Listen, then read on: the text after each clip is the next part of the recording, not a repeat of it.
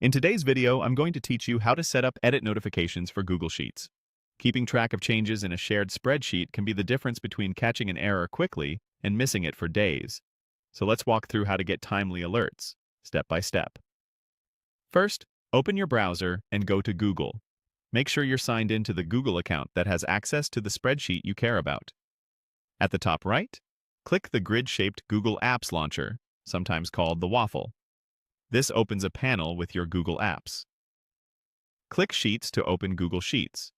If you don't see it right away, scroll within the Apps panel until it appears. Open your document. You can choose it from recent files or search by name. You'll need at least edit access to set notifications on a sheet.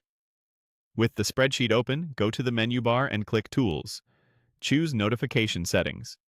This opens the Notification Rules dialog for the current file. Click Edit Notifications to adjust or add a rule. If you've never set one before, this button lets you create your first rule.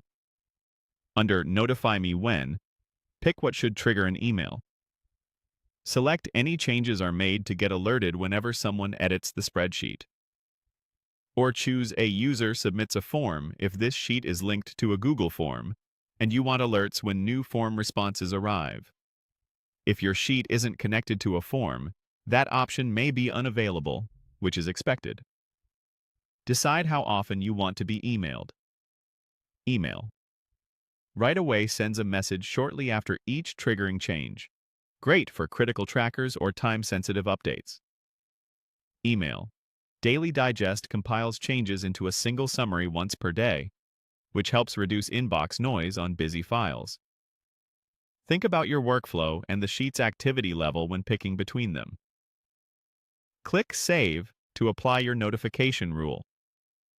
From now on, Google will send notifications to the email address associated with your Google account based on the settings you chose.